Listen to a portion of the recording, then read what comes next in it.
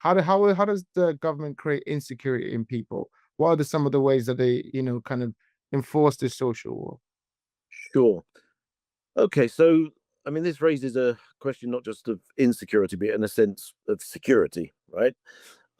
Which is again interesting that we can move to that from the idea of peace, because again, it's one of those words that again we're supposed to all go, yeah, well, of course we all want security, right? In the same way that we all want peace, right? And then we're supposed to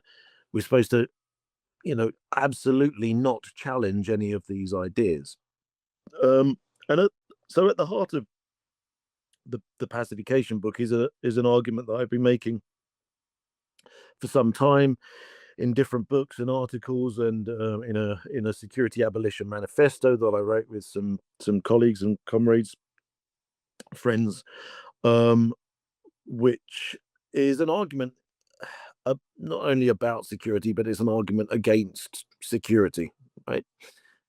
And security and therefore insecurity are interesting terms, and we can think about them in terms of the contemporary universe, right? We can address the fact that we all at some level feel insecure about all sorts of things, right? We could probably fill up our time together here by simply taking it in turns to list one insecurity after another, and I'll start with whatever it is, my pension, and you'll start with your job, and then we can move on to relationships, and then we can move on to the apocalypse, and then we can move on to the next virus, and then we can move on to police, and before you know it, right, we can fill up a lot of time just by going, yeah, and another thing I'm insecure about, another thing I'm insecure about.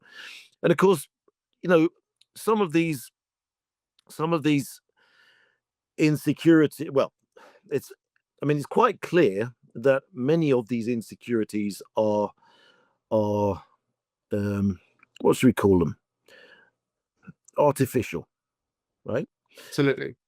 They're artificial in the sense that as soon as we start thinking about them, we realize how uh, manufactured they are. Right? They're artificial in the sense of artifices. Yeah.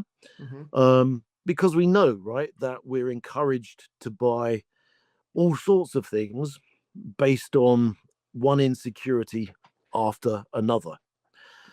So you're nodding, right? And I can see, as soon as you say this, we all know this, right? It's like, okay, what do I need now? I need a new insurance policy to insure myself against this, that, or the other, because I'm insecure about whether X will happen or Y will happen or Z will happen. So I have to have an insurance policy. But then also, what else do I need to have? I need to have this commodity. What Hmm. is it? What is it? Do I really need a camera in my doorbell? Yes, you do. Why? Because for the extra security. Well, do you see what I mean? Yeah. This last 12 months, a couple of the major deodorant manufacturers launched uh, lower body deodorants. Right now, it's never occurred to me that I should be worried about my testicles smelling. Right? Because generally speaking, you get up, you clean, you don't, and then Yeah. you think you might have an intimate moment, you make sure that, Yes. right? Yes. But Yeah. Yeah. suddenly, I can now buy deodorant that is specifically designed so that my balls don't smell, right? Well, obviously I'm not worried. I'm not. This is not one of my insecurities, by the Hmm. way. But you can see what's happening there, right? Yeah. Absolutely. A company goes, do you know what? We need to make some more money. Let's encourage men. Well, I was going to say men, but actually, there's the equivalent Mm-hmm. for women, right? Let's encourage people to start worrying about their genitals smelling, right? Now, we can laugh, right, about this, but clearly it works, right? Because some people are buying this stuff, right? Mm-hmm. And some of those people may have been people who had previously been feeling a little bit insecure about the smell of their genitals. But some of them will be thinking, oh shit, I didn't realize I should do this, right? Yeah. Well, Absolutely. And now that I'm, creates a yeah. yeah, what we can call it a worry, we can call it anxiety, we can call it an insecurity that is going to be addressed by this next product, this next commodity, which is making some companies a lot of money, right? Well, So, bro. We What can role think. do you think the state plays in that? Because I completely agree with you, and it does seem like it's a capitalist kind of movement. But do you think the state facilitates that? And if so, how do you think they do that? Well, the state isn't, you know, it's not forcing people to buy such products, right? And it's in one sense, it's not even encouraging them, yeah. But what we do live in is a condition in which insecurities can be played on Mm. in ways that make companies a lot of money, right? Now, that tells us something about the fundamental irrationality of our world, Mhm. right? It tells us that there is something fundamentally wrong about our world, right? This is interesting given that, you know, we are told that this is the best of all possible worlds. This is the most rational of all possible worlds. And the reason it's rational is because we have the state there to help us maintain ourselves, be, independent, good citizen subjects. Yeah. It's not, it's, it's not beyond the realm of possibility that, that someone in a position of power might go, don't buy this. This is shit. You're just wasting your money. Right. But they don't, do they? Absolutely not.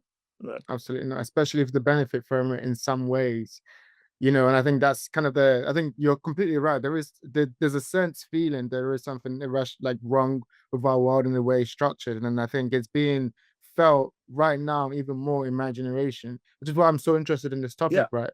Because Yeah. we're seeing the state, the idea of the state, what it's supposed to be, like we're talking about, that's something that it's an ideology that's kind of pushed on us. This is what the Yeah. state's supposed to be, and we're seeing the reality of it, and it's Yeah. not matching up, and we're going, wait, what can we trust? Yeah. Absolutely.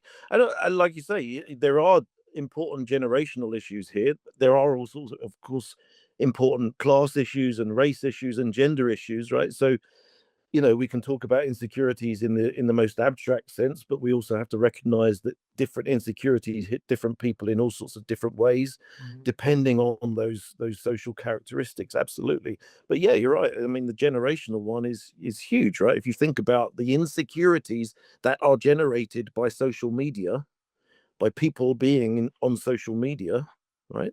They're quite phenomenal. And I only know them as a spectator because I'm not on social media because well, firstly, I'm not great at self-promotion, but the other thing is, you know, there is a lot of evidence now that social media is at the heart of what people are calling a mental health crisis. And if there is a mental health crisis, probably somewhere in there is what we can come back to as insecurities, right? You know, and anxieties, worries, but it's given that our topic is insecurity, security, that is at the heart of generational mental health crisis, and social media is core to that. And what is the state doing about that? Nothing, right? Indeed, what are the companies that own those social media forums doing about it? Nothing. They know it, right? They produce their own reports showing that they are the problem, or at least fundamental to the problem.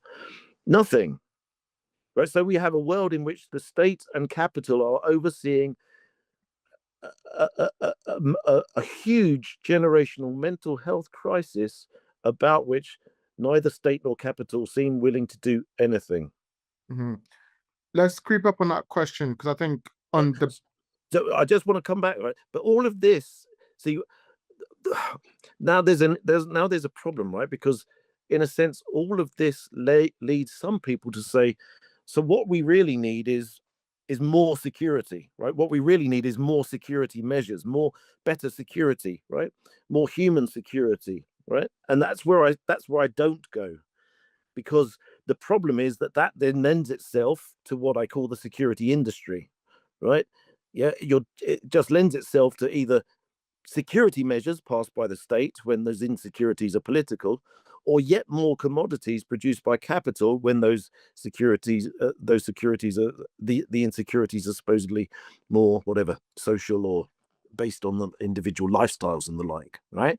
And actually, I think that's not what's needed. What's needed is something else. That's more challenging. We don't have to go there, but that's my point. Is my point? My point is have to have to have an argument about the centrality of insecurity to our world is not to then make an argument that what we therefore need is more security or better security. It, that's where some people go, and that's where I don't go. I would like to actually offer up an alternative to that security kind of like spiral. What do you think we need instead of more security? What are some of the ways that to combat insecurity as you would think about it?